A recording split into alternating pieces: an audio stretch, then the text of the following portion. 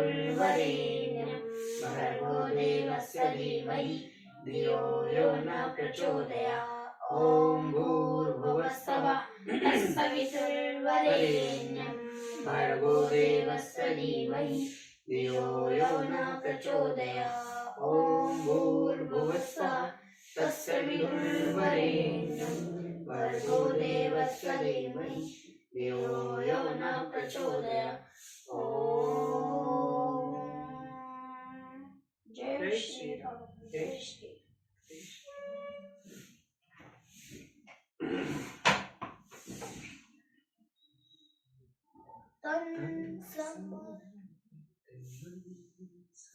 ये करेंगे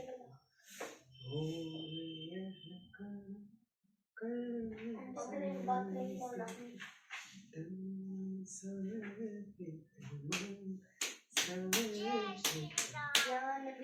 चत्वारिंशः सर्ग। सीता, राम और लक्ष्मण का दशरथ की परिक्रमा करके कौशल्या आदि को प्रणाम करना, सुमित्रा का लक्ष्मण को उपदेश, सीता सहित श्री राम और लक्ष्मण का रथ में बैठकर वन की ओर प्रस्थान, पूर्ववासियों और रानियों सहित महाराज दशरथ की शोकाकुल अवस्था। अधय रामश्च सीता च लक्ष्मणश्च कृतांजलि उपसंग्रह राजानम चक्रुः दिना प्रदक्षिणम। तदंतर राम, लक्ष्मण और सीता ने हाथ जोड़कर दिन भाव से राजा दशरथ के चरणों का स्पर्श करके उनकी दक्षिण वृत्त परिक्रमा की। तम चापि समनयुक्ताय धर्मज्ञ सह सीतया राघवः शोक सम्मूढ़ा जनेभ्य वादय। उनसे विदा लेकर सीता सहित धर्मज्ञ रघुनाथ जी ने माता का कष्ट देखकर शोक से व्याकुल हो उनके चरणों में प्रणाम किया। अनवक्षम लक्ष्मणो भ्रात्रो कौशल्यः वादयत्। अभी मातु सुमित्राया जग्राह चरणों में पुनः। श्री राम के बाद लक्ष्मण ने भी पहले माता कौशल्या को प्रणाम किया, फिर अपनी माता सुमित्रा के भी दोनों पैर पकड़े। तम वंदमानं रुदति माता सौमित्र ब्रवीत हित कामा महाबाहु मुन्नः पाग्यः लक्ष्मणम।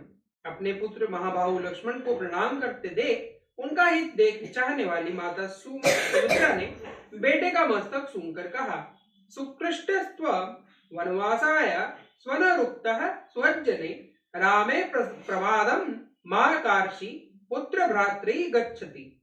वत्स, तुम अपने सुहृद श्री राम के परम अनुरागी हो, इसलिए मैं तुम्हें वनवास के लिए विदा करती हूँ।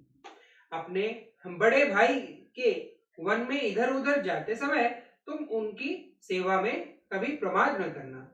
व्यसनी वा समृद्धो वा गतिदेश तवानघ्य एष लोके स्ताम धर्मो ज्येष्ठः वक्षगो भवेत्। ये संकट में हो या समृद्धि में, ये तुम्हारी ही परम गति है। निष्पाप लक्ष्मण, संसार में सत्य पुरुषों का यही धर्म है कि सर्वदा अपने बड़े भाई की आज्ञा के अधीन रहे। इदम ही व्रतमुच्चित कुलस्यायम सनातनम दानम दीक्षा च यज्ञेषु तनुत्योगी मृदेषु। दान देना, यज्ञ में दीक्षा ग्रहण करना और युद्ध में शरीर त्यागना, यही इस कुल का उचित एवं सनातन आचार है। लक्ष्मणम त्वेव मुक्तय वासो संसिधम प्रिय राघवन सुमित्रा गच्छ गच्छेति पुनः पुनर्वाच तम। अपने पुत्र लक्ष्मण से ऐसा कहकर सुमित्रा ने वनवास के लिए निश्चित विचार रखने वाले सर्वप्रिय श्री रामचंद्र जी से कहा, बेटा जाओ जाओ, तुम्हारा मार्ग मंगलमय हो। इसके बाद वे लक्ष्मण से फिर बोली, रामं दशरथम विधि मां विधिम जनकात्मज अयोध्या बटवी विद्धम गच्छे तात यथा सुखम। बेटा तुम श्री राम को ही अपने पिता महाराज दशरथ को समझो, जनक नंदिनी सीता को अपनी माता सुमित्रा मानो और वन को ही अयोध्या जानो। अब सुख पूर्वक यहां से प्रस्थान करो। तम सुमंत्रे काकुस्तः प्रांजलम विक्तः ब्रवीत विनोतो विनज्ञ मातिर्लीला स्वम यथा।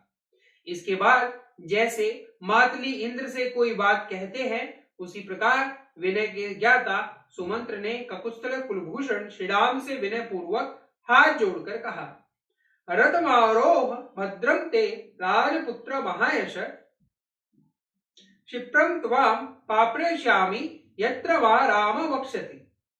महायशस्वी राजकुमार श्री राम, आपका कल्याण हो।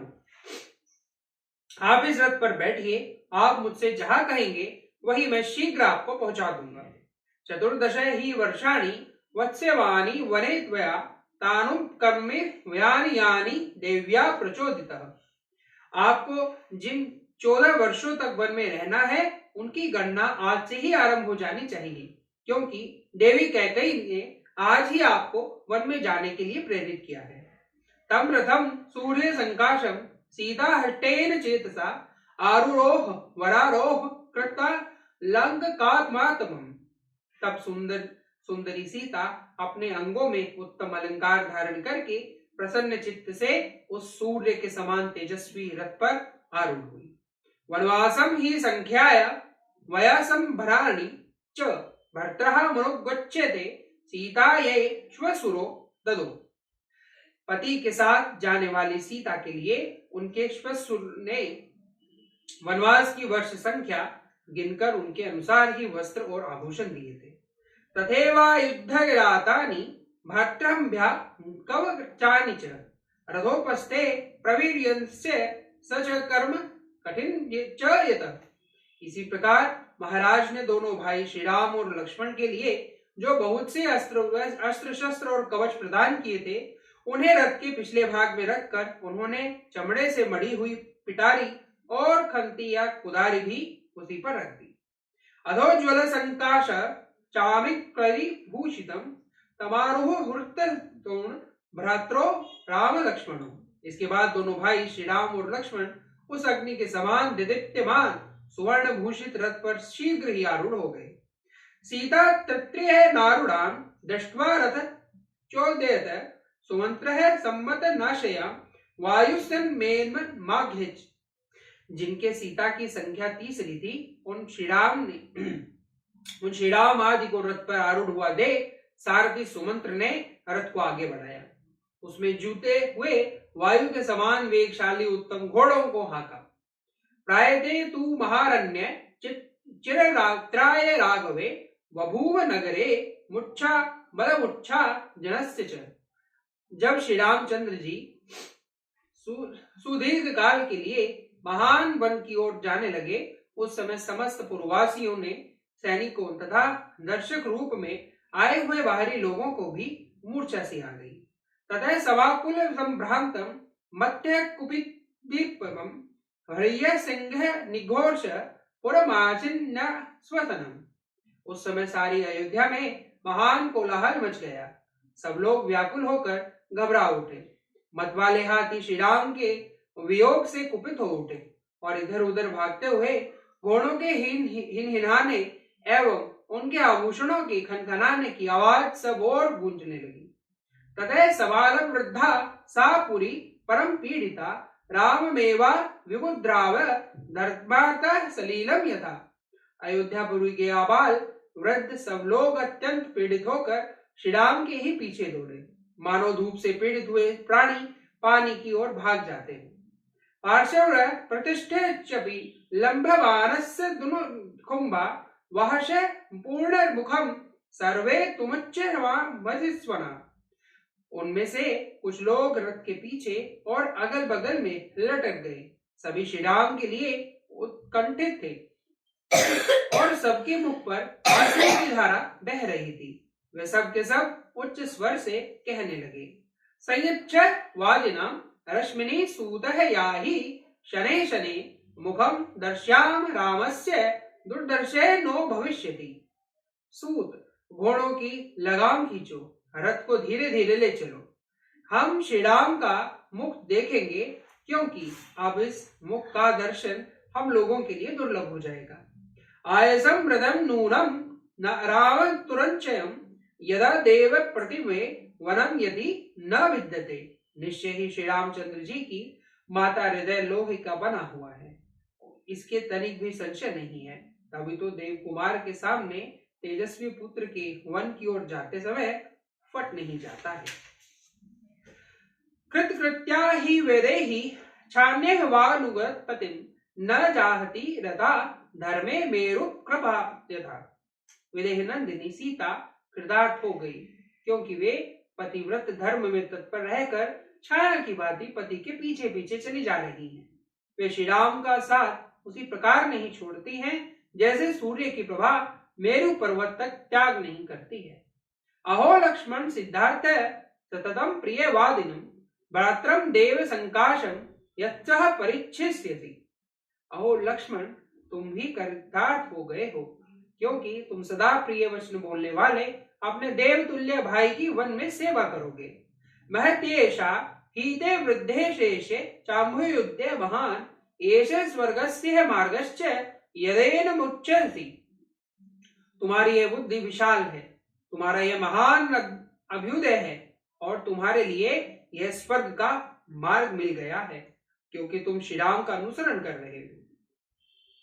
एवं वदस्ते सोढ़ुम न शोक संभ्रह मागतम नरासत्य मुनुगंचन्ति प्रिय यक्षुहा कुदनंदनम। ऐसी बातें कहते हुए वे पूर्वासी मनुष्य उमड़े हुए आंसुओं का वेग न सह सके। वे लोग सबके प्रेम पात्र इक्ष्वाकु कुलनंदन श्री रामचंद्र जी के पीछे पीछे चले जा रहे थे। अधय राजा व्रत क्षत्रिय नाविच्य चेतनम निर्जनाम प्रियम पुत्रम दृश्यमिति ब्रुवम ग्रहात्।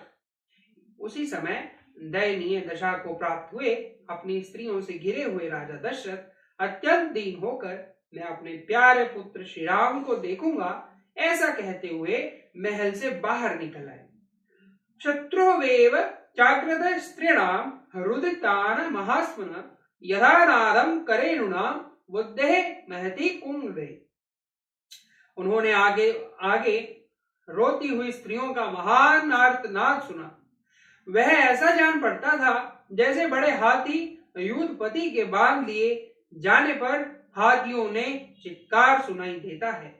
पिता ही राजा काकुत्स्थः श्रीमान सनत्सः वभो परिपूर्णम शशि काले ग्रहणे पलिप्ति यथा।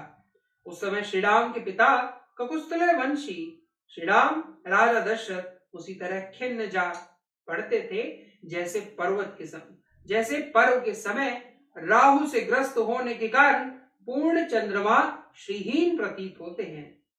सच श्रीमान चित्त्यमान रामो दशरथ आत्मज सुतम संचोदयामास त्वरित वाद्य समिति। यह देख अचिंत्य स्वरूप दशरथ नंदन श्री राम भगवान राम ने सुमंत्र को प्रेरित करते हुए कहा, आप रथ को तेजी से चलाइए। रामो याहिति तम सूतम तिष्ठेति न च जनस्तः उभयम नाशद सुतः कोर्तुम ध्वनि चोदितः। एक और श्री रामचंद्र जी सारथी से रथ हाँकने के लिए कहते हुए दूसरी ओर सारा जन समुदाय उन्हें ठहर जाने के लिए कहता था। इस प्रकार दुविधा में पड़कर सारथी सुमंत्र उस मार्ग पर दोनों ओर से कुछ न कर सके, न तो रथ को आगे बढ़ा ही सके और न सर्वथा रोक ही सके। निग्रच्छति महाभावो रामे पौनुर्नाम शुभि पितरैर स्वयं हितम प्रणनाश महीरज। महाबाहु श्री राम के नगर से निकलते समय पूर्ववासियों ने नेत्रों से गिरे हुए अश्रुओं द्वारा भीग कर धरती उड़ती हुई धूल शांत हो गई। हृदयदा श्रुत्य रिपुपम हाय कृत चेतसम प्रयाणे राघवस्व राधक पुरम परम पिंडितम। श्री रामचंद्र जी के प्रस्थान करते समय सारा नगर अत्यंत पीड़ित हो गया। सब रोने लगे और आंसू बहाने लगे तथा सभी हाहाकार करते करते अचेत से हो गए। सुत्रावनयने चित्रहामच्चर मास्य संभवम मीर संग्रोक्ष्य भच्च लेते सलीलम पूज्य देवी। नारियों के नेत्रों से उसी तरह खेद जनित अश्रु शर रहे थे जैसे मछलियों के उछलने से हिले हुए कमलों द्वारा जल कणों की वर्षा होने लगती है। दृष्ट्वा तू नृपति शिवाने चरिगतम पुरम निपपातेव दुखेन नृप्रद मूलम इव मुद्रुम।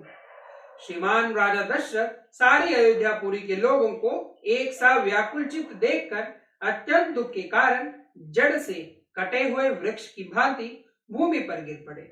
ततो हल्ल हल्ला शब्दो जज्ञे रामस्य प्रसृत नराणाम पृक्षे राजानाम सिदंत भृगुच्च खित्तम।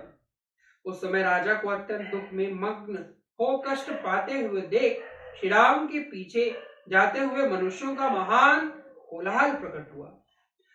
हाम रामेति जनान कोचित राम मातेति चापरे अनंतम पुरु समृद्ध च कोश्रतम पर्ये देवयम। अंतरपुर की रानियों के सहित राजा दशरथ को उच्च स्वर से विलाप करते हुए देख कोई हा राम कहकर कोई हा राम माता की पुकार मचाकर करुणा क्रदन करने लगे। अनिवीक्षमाणो रामस्तु विपणन भ्रात्य चेतसम राजानाम मात्रम चेव दृदर्शानुगतो पथि। उस समय श्री रामचंद्र जी ने पीछे घूमकर देखा तो उन्हें विषादग्रस्त तथा भ्रांत चित्त पिता राजा दशरथ और दुख में डूबी हुई माता कौशल्या दोनों ही मार्ग पर अपने पीछे आते हुए दिखाई दिए। सवध इव पाशेन किशोरो मात्रम यथा धर्म पाशेन संयुतम प्रकाशम नाक्षे देक्षत। जैसी रस्सी में बंधा हुआ घोड़े का बच्चा अपनी मां को नहीं देख पाता उसी प्रकार धर्म के बंधन में बंधे हुए श्री रामचंद्र जी अपनी माता की ओर स्पष्ट रूप से न देख सके।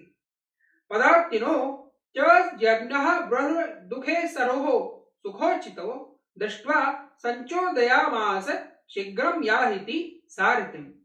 जो सवारी पर चलने योग्य, दुख भोगने के अयोग्य और सुख भोगने के लिए योग्य उन माता पिता को पैदल ही अपने पीछे पीछे आते देख श्री रामचंद्र जी ने सारथी को शीघ्र रथ हाँकने के लिए प्रेरित किया। नहीं तदय पुरुष व्याघ्रो दुगज्जम दर्शनम पितु मादुश्च सहितो शक्तरोत्तन्न ईव द्विप। जैसे अंकुश से पीड़ित किया हुआ गजराज उस कष्ट को नहीं सहन कर पाता है उसी प्रकार पुरुष सिंह श्री राम के लिए माता पिता को इस दुख अवस्था में देखना असहज हो गया।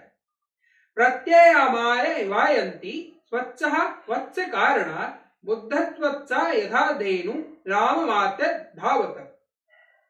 जैसे बंधे हुए बछड़े वाली स्वच्छः गो शाम को घर की ओर लौटते समय बछड़े के स्नेह से दौड़ी चली आती है उसी प्रकार श्री राम की माता कौशल्या उनकी ओर दौड़ी आ रही थी। तथा रदंती कौशल्यां प्रथम तमनु धावती कौशंती राम रामेति हा सीते लक्ष्मणेति च राम लक्ष्मण सीतार्थ स्वपन्ति वारि नेत्र असंकृतः पृक्षः स ताम नृत्य समीव मातरम। हा राम हा सीते हा लक्ष्मण की रट लगाती हुई रोती हुई कौशल्या उस रथ के पीछे पीछे दौड़ रही थी। वे श्री राम लक्ष्मण की ओर सीता के लिए नेत्रों से आंसू बहा रही थी एवं इधर उधर नाचती चक्कर लगाती सी डोल रही थी। इस अवस्था में माता कौशल्या को श्री रामचंद्र जी ने बार बार देखा। तिष्ठेति राजा चुक्रोश्च याहिति राघव सुमंत्रस्य बहुवात्मन चक्रयोरिव चांतरा। राजा दशरथ चिल्लाकर कहते थे सुमंत्र ठहरो, किंतु श्री रामचंद्र जी कहते थे आगे बढ़िए, शीघ्र आगे बढ़िए। उन दो प्रकार के आदेशों में पड़े हुए बेचारे सुमंत्र का मन उस समय दो पहियों के बीच में फंसे हुए मनुष्य सा हो रहा था। लाश्रो समीपी राजानुप्रह बदोपि वक्षसी चिरम दुगस्य पापिष्टमेति रामस्य ब्रवीत। उस समय श्री राम ने सुमंत्र से कहा, यहाँ अधिक विलंब करना मेरे और पिताजी के लिए दुख ही नहीं महान दुख का कारण होगा, इसलिए रथ आगे बढ़ाइए। लौटने पर महाराज उल्हा न दे तो कह दीजिएगा मैंने आपकी बात नहीं सुनी। स रामस्य वचन पुनः नज्ञप्य च तं जनम वज्रो अपि हयान शीघ्रम चोदयामास सारथी। अंत में श्री राम के ही आदेश का पालन करते हुए सारथी ने पीछे से आने वाले लोगों से जाने की आज्ञा ली और स्वतः चलते हुए घोड़ों को भी तीव्र गति से चलने के लिए हाँका। नयम व्रतम जनोराज्ञो राम कृत्वा प्रदक्षिणम मनवाशुषुवेगेन न स्वनर मानुषम। राजा दशरथ के साथ आने वाले लोग मन ही मन श्री राम की परिक्रमा करके शरीर मात्र से लौटे, मन से नहीं लौटे, क्योंकि वह उनकी रथ की अपेक्षा भी तीव्रगामी था। दूसरे मनुष्यों का समुदाय शीघ्रगामी मन और शरीर दोनों से ही नहीं लौटा। वे सब लोग श्री राम के पीछे पीछे दौड़े चले गए। यमिच्छेद पुनरायात नैनम दुर्म व्रजते इत्यमात्य महाराज युच्चेद वचन। इधर मंत्रियों ने महाराज दशरथ से कहा, राजन, जिससे के लिए यह इच्छा की जाए कि वह पुनः शीघ्र लौट आए, उसके पीछे दूर तक नहीं जाना चाहिए। तेषां वचन सर्वगोपन्नम प्रविष्ट गात्रम पवित्र रूपम निशम्यस्य राजा कृपण सभार्यो व्यस्तिस्तम सुतिकक्षणान। सर्वगुण संपन्न राजा दशरथ का शरीर पसीने से भीग रहा था। विषाद के मूर्तिमान स्वरूप जान पड़ते थे। अपने मंत्रियों की उपयुक्त बात सुनकर वे वहीं खड़े हो गए और रानियों सहित अत्यंत दीन भाव से पुत्र की ओर देखने लगे। इतिहासे श्रीमद् रामायणे वाल्मीकि आदि काव्ये अयोध्या कांडे ४४ सर्ग। इस प्रकार श्री वाल्मीकि निर्मित आर्ष रामायण आदि काव्य के अयोध्या कांड में 40वां सर्ग पूरा हुआ।